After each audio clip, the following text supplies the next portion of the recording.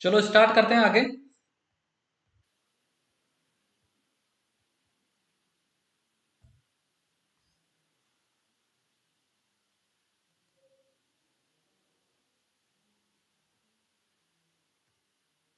हमने बात कर ली थी अरब सागर के मानसून की शाखा की, हमने बात कर ली थी। आज पढ़ना है बंगाल की खाड़ी शाखा। क्या पढ़ना है आज? बंगाल की खाड़ी शाखा हमको पढ़ना है। ठीक है, चलो। अब बात करें बंगाल की खाड़ी शाखा। अब देखो, जब भारत की बात करते हैं हम लोग, जब भारत की बात करते हैं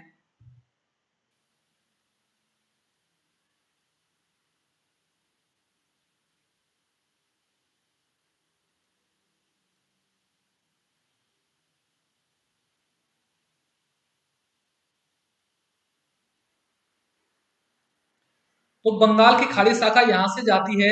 और सबसे पहले यहाँ से एक पर्वत है, अपना हिमालय का जो भाग था, यराकान युमा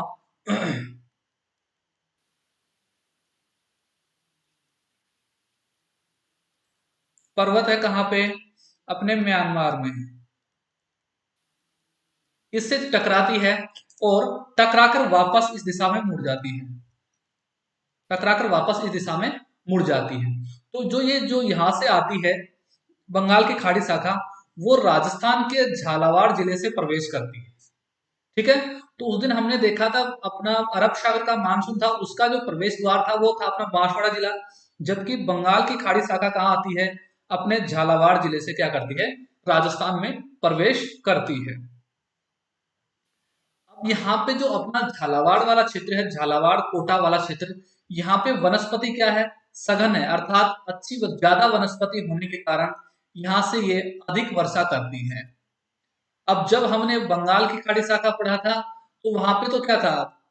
अरावली की ऊंची, अरावली पर्वत की ऊंचाई ज्यादा थी। अरावली की ऊंचाई के कारण क्या हुआ था? अरब सागर की शाखा से वर्षा हुई थी। जबकि यहाँ पे अपने बंगाल की खाड़ी शाखा से क्या होती है? वर्षा अधिक क्यों होती है? क्योंकि अपने दक्षिणी राजस्थान में क्या है? सर्वाधिक वनस्पति है, इस कारण यहाँ पे अधिक वर्षा होती है। तो दोनों चीज क्लियर होनी चाहिए। अरब सागर से तो इसलिए बारिश ज्यादा हुई थी अपने बांसवाड़ा वगैरह में, क्योंकि वहां पे अरावली की ऊंचाई अधिक थी। जबकि अपने झालावाड़ जिले में अधिक वनस्पति होने के कारण पश्चिमी बंगाल खाड़ी की जो शाखा है उससे अधिक वर्षा होती है। अब देखो, ये जो मानसून है वो धीरे धीरे कहाँ बढ़ रहा है? अपने झालावाड़ जिले से इस दिशा में बढ़ रहा है। झालावाड़ जिले से कहाँ बढ़ रहा है अपने? इस जिले से, अर्थात अपने पश्चिम दिशा की ओर धीरे धीरे बढ़ेगा। धीरे धीरे पश्चिम दिशा की ओर बढ़ता है। और लगभग 1 जुलाई को, लगभग कितने? 1 जुलाई को ये क्या करते हैं? जो अरावली है अपना, जो अरावली है, अरावली का ये ढाल, पूर्वी ढाल, और इस पूर्वी ढाल से टकराता है कब? लगभग 1 जुलाई के आसपास। और यहाँ जो वर्षा करता है वो करता है 60 से 80 सेंटीमीटर वर्षा करता है। कहाँ पे? अरावली के पूर्वी ढाल में। ठीक है। इसके बाद ये अरावली को धीरे धीरे पार करता है। लगभग 15 जुलाई के आसपास ये अपने पश्चिमी राजस्थान में पहुंच जाता है। पश्चिमी राजस्थान में पहुंच जाता है कब? लगभग 15 जुलाई के आसपास। अब देखो, यहां से ये पवनें टकराएंगी। ठीक है। और अरावली की ऊंचाई क्या है? अधिक है। तो अरावली का जो पश्चिमी भाग है ये वाला क्षेत्र, अरावली का जो पश्चिमी भाग है ये वाला क्षेत्र, यहाँ पे वर्षा कम होती है। क्यों होती है? इसका कारण ये है कि जो अरावली पर्वत है इसकी ऊंचाई अधिक होती है। अधिक होने के कारण यहाँ पे वर्षा कम होती है। अतः इस क्षेत्र को हम लोग क्या कहते हैं? अरावली का वृष्टि छाया क्षेत्र कहते हैं। अरावली का वृष्टि छाया क्षेत्र। छाया क्षेत्र का मतलब है वह भाग जहां अवरोध के कारण वर्षा नहीं होती। अर्थात अपना मानसून कहां से आ रहा है? झालावाड़ साइड से, अर्थात दक्षिण पूर्वी दिशा से बढ़ रहा है उत्तर पश्चिम की ओर। लेकिन बीच में आ गई अरावली, तो अरावली का जो पूर्वी ढाल है वो तो इस मानसून के ठीक सामने है, तो यहाँ पे तो अच्छी वर्षा होती है, 60 सेंटीमीटर से लेकर 80 सेंटीमीटर वार्षिक वर्षा होती है। लेकिन जो पूर्वी ढाल है, ये वाला पूर्वी ढाल, इस पूर्वी ढाल में क्या होता है, ये वृष्टि छाया क्षेत्र होने के कारण यहाँ पे वर्षा कम होती है। ठीक है, तो पूछ लिया जाता है कि अरावली के पश्चिम भाग में वर्षा कम क्यों होती है, क्योंकि ये क्या कौन सा भाग है, अरावली का वृष्टि छाया क्षेत्र है। अब धीरे धीरे आगे बढ़ता है अपने पश्चिमी राजस्थान में। ठीक है, कहाँ बढ़ता है, अपने पश्चिमी राजस्थान में, और लगभग 30 जुलाई के आसपास ये कहाँ पहुंच जाता है, अपने जैसलमेर जिले में पहुंच जाए। कहाँ पहुंच जाएगा, अपने जैसलमेर में, और वहां पे लगभग 5 सेंटीमीटर के आसपास वर्षा करता है। अब जैसलमेर में पहुंचते पहुंचते क्या होता है, ये जो जैसलमेर वाला क्षेत्र है, जब हमने पश्चिमी मरुस्थल की बात की थी, तो वहां पे इंसोलेशन की जो तापन की प्रक्रिया है, इस कारण ये होता है, जो जैसलमेर वाला क्षेत्र होता है वो गर्म होता है, ज्यादा ज्यादा गर्मी होती है। और जैसे जैसे गर्मी बढ़ती है, वैसे वैसे वायुमंडल में क्या होती है, आर्द्रता कम होती है। आर्द्रता कम होगी, तो आर्द्रता कम होने के साथ साथ वर्षा भी क्या होती जाती है, कम होती जाती है। तो लगभग लगभग 30 जुलाई के आसपास जैसलमेर जिले में पहुंच जाता है, और 5 सेंटीमीटर वर्षा के आसपास वहां पे वर्षा करता है। अर्थात आप ये कह सकते हैं कि पश्चिमी राजस्थान में सर्वाधिक कम वर्षा होती है, जबकि दक्षिणी राजस्थान में सर्वाधिक ज्यादा वर्षा होती है।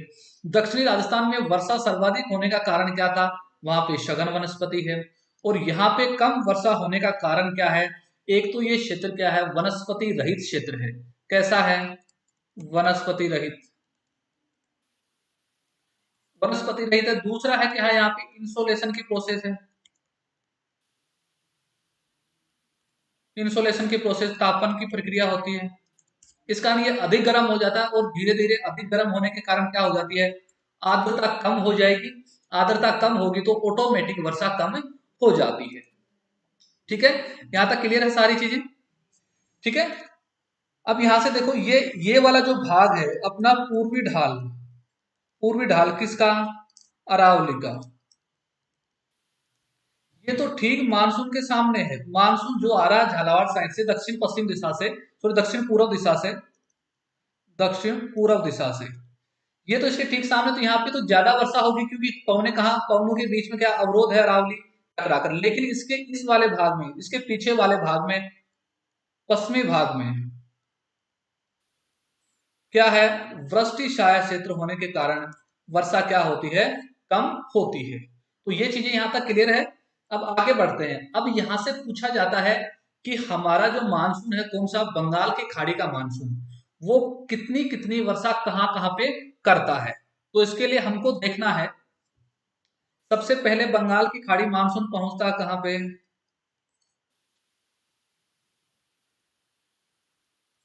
झालावाड़ जिले में। कहाँ पहुंचा, झालावाड़ जिले में। और यहाँ पे वर्षा करता है, ये वाली यहाँ पे सर्वाधिक वनस्पति होने के कारण यहाँ पे जो वर्षा होती है लगभग लगभग होती है 80 से 110 सेंटीमीटर।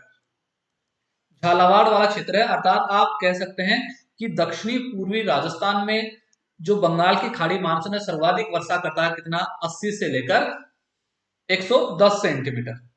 फिर इसके बाद धीरे धीरे आगे बढ़ता है, धीरे धीरे आगे बढ़ता है, और यहां पे आ जाती है कौन, अपनी अरावली।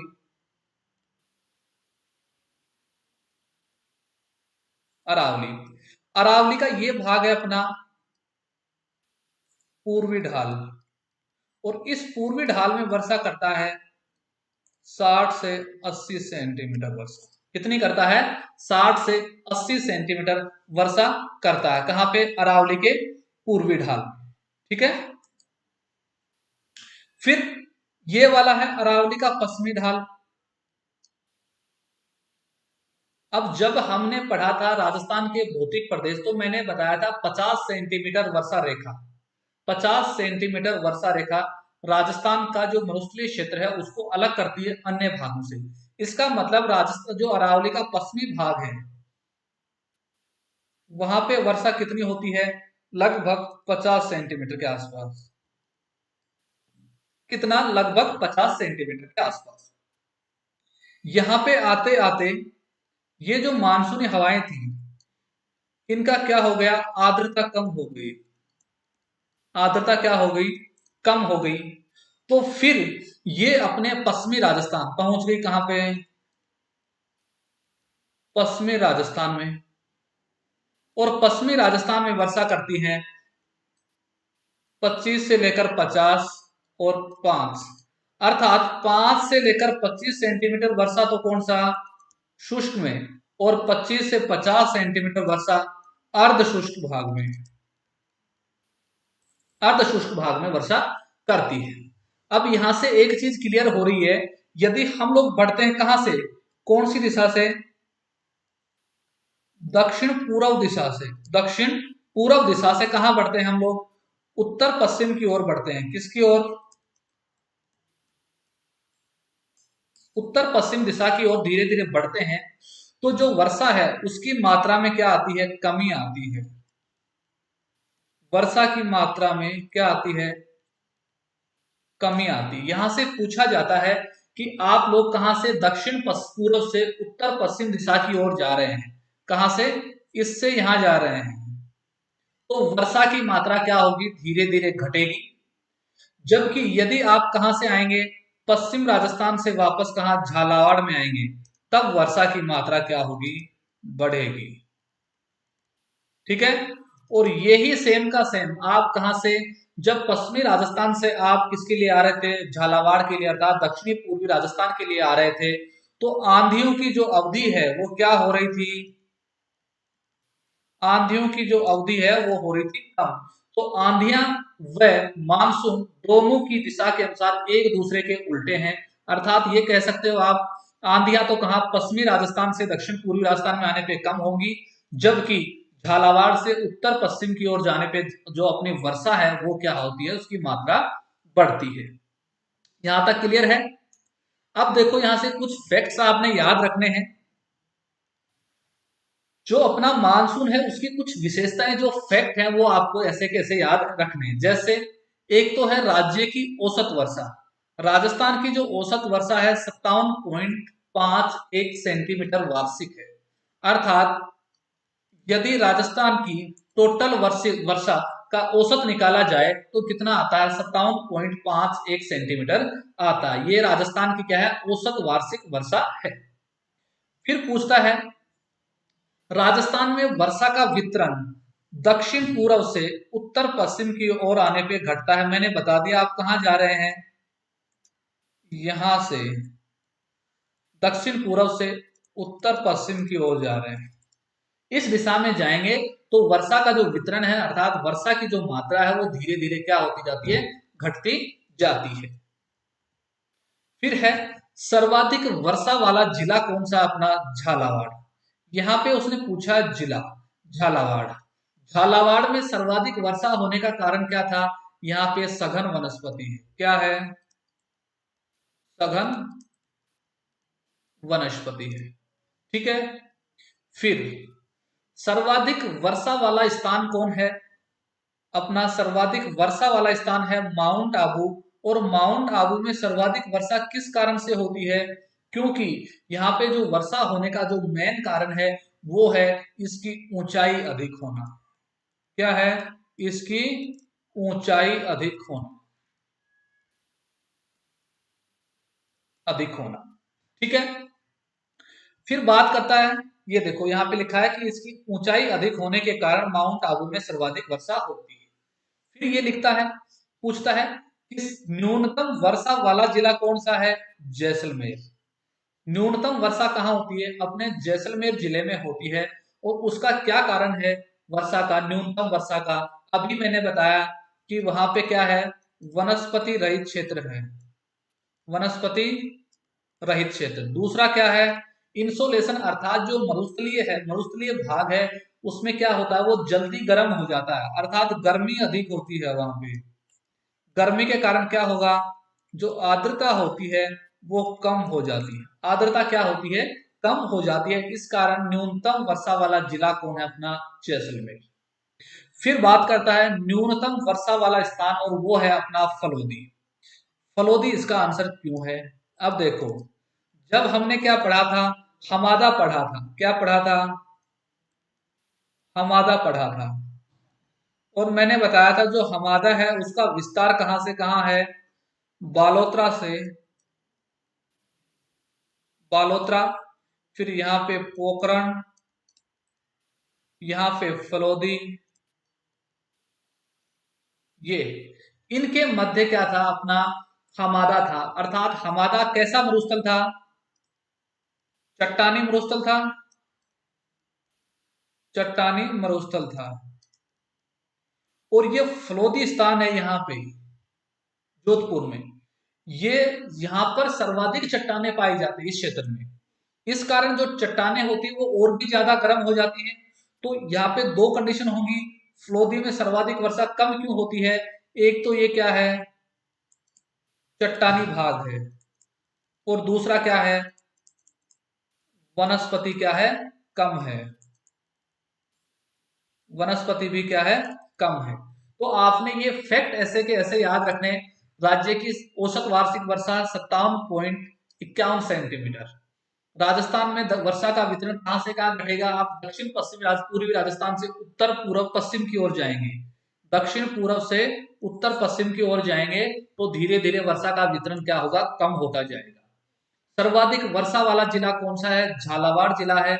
और यहाँ पे वर्षा का होने का कारण क्या है, वनस्पति है, सघन वनस्पति होने के कारण यहाँ पे क्या होती है, सर्वाधिक वर्षा होती है। ठीक है, लास्ट है अपना सर्वाधिक वर्षा वाला स्थान कौन है अपना, सर्वाधिक वर्षा वाला स्थान है माउंट आबू। और यहाँ पे वर्षा होने का कारण है अधिक ऊंचाई, धीरे धीरे ऊंचाई पे जाएंगे तो तापमान कम होता है, आर्द्रता बढ़ेगी, इस कारण यहाँ पे सर्वाधिक वर्षा होती है। लास्ट है न्यूनतम वर्षा वाला जिला, न्यूनतम वर्षा वाला जिला कौन सा अपना, न्यूनतम वर्षा वाला जिला है जैसलमेर। यहाँ पे वनस्पति रहित व गर्मी अधिक होने के कारण यहाँ पे वर्षा कम होती है। और लास्ट स्थान सबसे न्यूनतम वर्षा वाला स्थान फलोदी है, ये जो कहाँ है, चट्टानी व वनस्पति रहित होने के कारण यहाँ पे वर्षा कम होती है। यहाँ तक सारी चीजें क्लियर हैं, तो फटाक से कमेंट कर दो मुझे, फिर आगे बढ़ते हैं। चलो ठीक है, ओके गुड, चलो आगे बढ़ते हैं थोड़ा सा। अब बात करनी है मानसून प्रत्यावर्तन काल की, किसकी, मानसून प्रत्यावर्तन काल की आपको बात करनी है। मानसून प्रत्यावर्तन काल का मतलब यह है कि मानसून धीरे धीरे वापस पीछे खिसकना शुरू हो जाता है। मानसून क्या हो जाएगा, पीछे खिसकना शुरू हो जाता है। अब देखो होता क्या है, जैसे ही सितंबर आ जाता है, जैसे क्या आ जाएगा, सितंबर आ जाता है, ठीक है। और सितंबर में जो सूर्य है वो कहाँ चमकता है, मकर रेखा पर, कहाँ चमकता है, मकर रेखा पे। अर्थात आप कह सकते हैं इस समय सूर्य कहाँ होता है, दक्षिणायन होता है, सॉरी, सूर्य सितंबर आते आते सूर्य वापस दक्षिणायन चमकने लगता है धीरे धीरे, और अपने 22 दिसंबर को, 22 दिसंबर को सूर्य कहाँ आ जाता है, मकर रेखा पे आ जाता है। इसका मतलब अपना सूर्य कहाँ जा रहा है, धीरे धीरे सूर्य दक्षिणायन होने लग जाता है, दक्षिणायन, दक्षिण दिशा की ओर जाने लगेगा, कब, सितंबर के बाद धीरे धीरे, ठीक है। तो धीरे धीरे सितंबर के बाद दक्षिण दिशा में जाने लगेगा। तो जो अपना दक्षिणी गोलार्ध है यहाँ पे, तो यहाँ पे कौन सी ऋतु आ जाएगी अपनी, शीत ऋतु या सर्दी ऋतु आ जाएगी, अपनी ग्रीष्म ऋतु आ जाएगी, ग्रीष्म ऋतु आ जाएगी। क्यों, क्योंकि धीरे धीरे सूर्य कहाँ बढ़ रहा है, अपने मकर रेखा की ओर बढ़ रहा है। जबकि उत्तरी गोलार्ध में क्या हो जाएगा, अपनी शीत ऋतु आएगी, उत्तरी गोलार्ध में क्या होगी, शीत ऋतु आएगी, ठीक है। अब जैसे जैसे शीत ऋतु आती है तो तापमान क्या होगा, तापमान तो होगा कम, और वायुदाब क्या हो जाएगा, वायुदाब हो जाएगा ज्यादा। दक्षिणी गोलार्ध में इसका उल्टा होगा, ग्रीष्म ऋतु है तो तापमान तो होगा क्या, ज्यादा, और वायुदाब क्या होगा, कम। तो अब पवनें कहां से कहां बहेंगी, उत्तर से दक्षिण की ओर, ऐसे बहने लगेंगी। अर्थात मैं कहता हूं कि सितंबर के बाद धीरे धीरे उत्तर की दिशा से पवनें चलना स्टार्ट हो जाती है। अर्थात क्यों? क्योंकि दक्षिण दिशा में क्या है, ग्रीष्म ऋतु आ गई दक्षिणी गोलार्ध में, वहां पे वायुदाब क्या हो गया, कम हो गया। इस कारण मानसून धीरे धीरे क्या होता है, पीछे खिसकने लग जाता है। 15 सितंबर से 15 नवंबर तक इसका जीवन काल होता है, अर्थात समय होता है किसका, मानसून प्रत्यावर्तन काल का। इसमें मानसून धीरे धीरे खिसकने लग जाता है पीछे की ओर। ठीक है। अब पूछता है कि सबसे पहले मानसून कहां से खिसकता है, तो अपने जैसलमेर जिले से। जैसलमेर जिले से मानसून धीरे धीरे सबसे पहले खिसकता है और सबसे लास्ट में अपने झालावाड़ जिलों से पीछे खिसकता है। अब इसमें आपको दो चीजें पढ़नी है। देखो यहाँ पे उत्तरी पवनों के कारण सितंबर अक्टूबर में वापस लौटना शुरू हो जाता है मानसून, इसे कहते हैं मानसून का प्रत्यावर्तन काल। इसमें आपको दो चीजें पढ़नी है, एक है क्यार की उमस और एक है गुलाबी सर्दी। अब देखो जिस समय मानसून वापस पीछे लौट रहा होता है तो तब उसमें तापमान में जो अपना वातावरण है, अर्थात वायुमंडल कह सकते हो आप लोग, वायुमंडल में क्या होती है, आर्द्रता ज्यादा होगी। आर्द्रता क्या होती है, ज्यादा। और जो अपनी आर्द्रता होती है अर्थात जल, जल की जो उष्मा ग्रहण करने की क्षमता होती है वो सर्वाधिक होती है। आप इसे ऐसे समझ सकते हैं, यदि आप खाना बना रहे हैं तो आपका हाथ यदि तवे पे लग जाए तो कम अपने को चुभन होती है, लेकिन यदि रोटी फूली हुई है और फूली हुई रोटी की जो वाष्प होती है वो अपने शरीर को टच कर जाए तो अपने को जलन ज्यादा होती है। क्यों? क्योंकि उसमें आर्द्रता है, आर्द्रता के साथ उष्मा है। तो आप कह सकते हैं यदि मौसम आर्द्र है अर्थात मौसम में क्या है, वाष्प है, तो उसकी जो उष्मा होती है वो ज्यादा होती है। तो इस समय तापमान भी ठीक ठाक अच्छा होता है और मौसम में क्या होती है, आर्द्रता होती है। इस कारण जो गर्मी दोपहर का जो दिन होता है, जो दोपहर का दिन होता है उस समय यहाँ पे सर्वाधिक वर्ष क्या होगी, सर्वाधिक गर्मी होती है। और ये गर्मी क्या होती है, चुभने वाली होती है। कैसी होती है, चुभने वाली होती है। और इस समय महीना होता है हमारा कार्तिक महीना। कौन सा, कार्तिक महीना। इस कारण इसे क्या कहते हैं हम लोग, कार्तिक की उमस या क्यार की उमस कहते हैं। क्यार की उमस या कार्तिक की उमस क्या है, उस समय जैसे जैसे मानसून पीछे लौटेगा तो वहां पे आर्द्रता ज्यादा होती है, और जहां पे आर्द्रता ज्यादा होती है तो उसकी उष्मा ग्रहण करने की क्षमता क्या होती है, ज्यादा होती है। इस कारण इस समय दिन के समय बहुत उमस होती है। उमस होने के कारण वो उमस ऐसी होती है, उसके कारण जो गर्मी होती है वो चुभने वाली होती है। इसे हम लोग कहते हैं क्यार की उमस या कार्तिक मास की उमस कहते हैं। जबकि जो रातें होती हैं, जो रात का समय होता है वो कैसा होता है, सुहावना होता है। क्यों होता है? क्योंकि रात के समय हल्की सर्दी होती है। हाँ पुरोधा जी ठीक करें, गुप्त उष्मा की बात कर रहे हैं यहाँ पे। ठीक है। रेखा जी गुड इवनिंग, खुशबू जी गुड इवनिंग। ठीक है। जो रात का समय होता है वहां पे जो वर्षा होती है वो क्या होती है, जो रात के समय जो सर्दी होती है वो हल्की सर्दी होती है। और इस कारण जो रातें होती है सुहावनी होती हैं, अच्छी रातें होती है। और आसमान क्या होता है, खुला होता है। इस कारण जो गर्म सर्दी होती है इस समय, अर्थात मानसून लौटने के समय जो सर्दी होती है उसे हम लोग कहते हैं गुलाबी सर्दी, हम लोग कहते हैं। ये था अपना मानसून काल। इसके बाद पढ़नी है अपने को शीत ऋतु। आगे पढ़ते हैं शीत ऋतु के बारे में।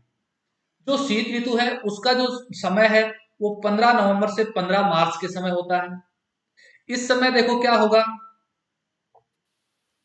हमारा सूर्य कहाँ चमक रहा होता है दिसंबर में, मकर रेखा पर। और इस समय ये है कर्क रेखा, यहां पर सूर्य की किरणें क्या है, तिरछी हैं। इस कारण उत्तरी गोलार्ध में, कहां पे, उत्तरी गोलार्ध में कौन सी ऋतु होती है, शीत ऋतु, शीत ऋतु होती है। इस समय होता क्या है, यहाँ पे तापमान कम, तापमान कम और वायुदाब ज्यादा, ज्यादा। इस कारण क्या होता है, जो भारत है,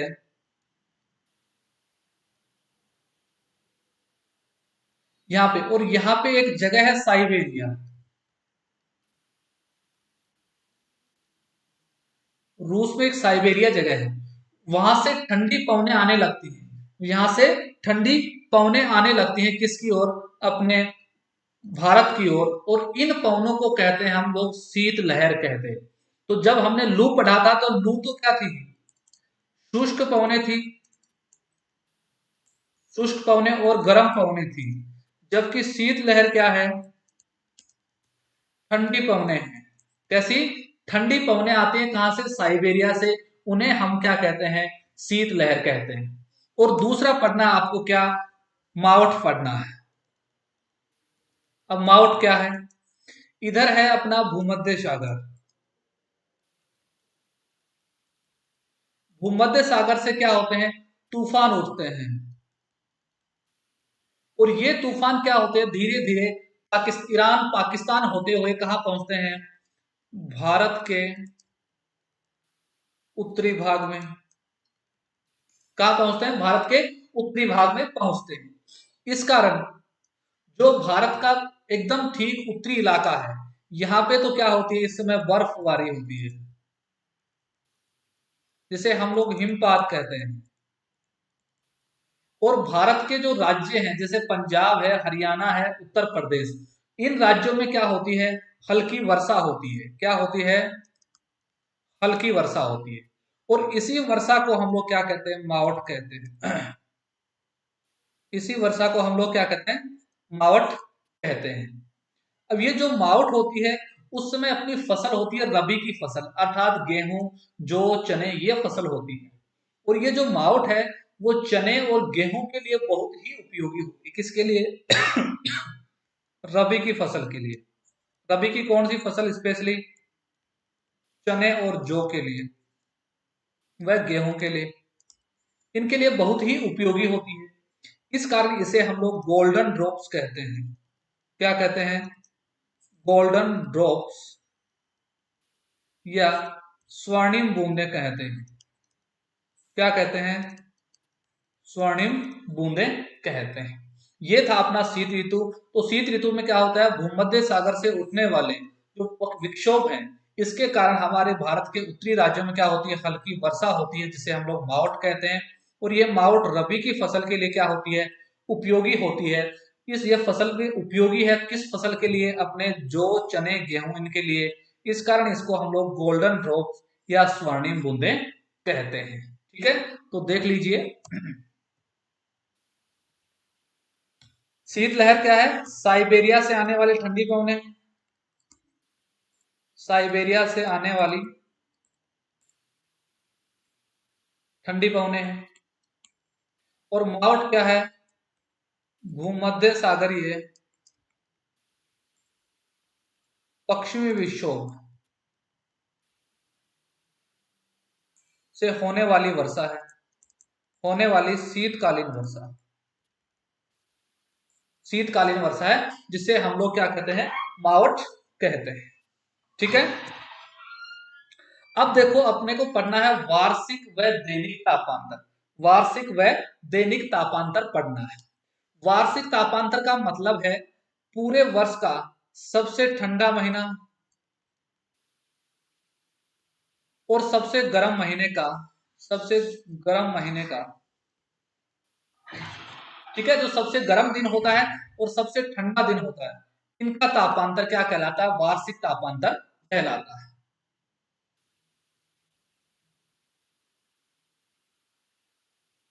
ठीक है, इसी के साथ अपना है दैनिक तापांतर, अर्थात सबसे ठंडा दिन, सबसे ठंडा दिन, अर्थात दिन के समय, जैसे आज की बात करें तो आज का समय, आज के समय सबसे ठंडा, अर्थात सबसे कम तापमान,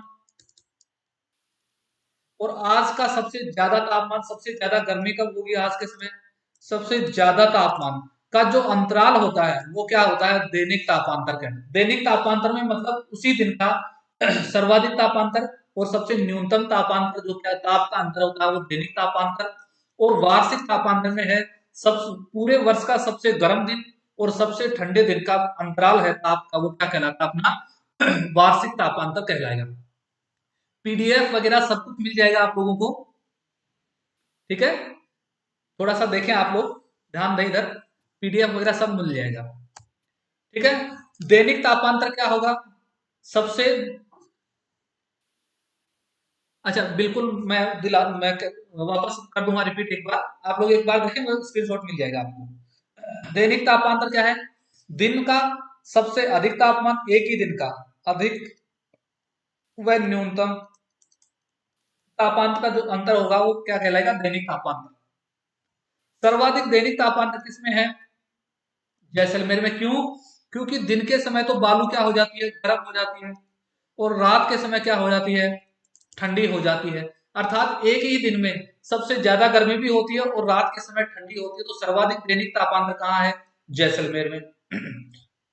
मैंने ये भी बताया था कि जैसे जैसे समुद्र से दूरी बढ़ती है, वहां पे उच्च वायु जलवायु दशाएं होती है। अर्थात जब स्टार्ट की बात की थी तो मैंने बता दिया था कि जैसलमेर में रात को सर्वाधिक ठंडी और दिन के समय सर्दी अधिक गर्मी होती है।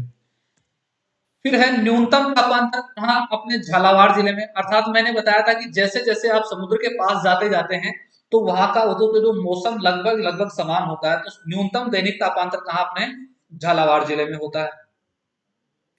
वार्षिक तापांतर सर्वाधिक कौन से जिले में है? अपने सर्वाधिक जैसलमेर जिले में। सॉरी,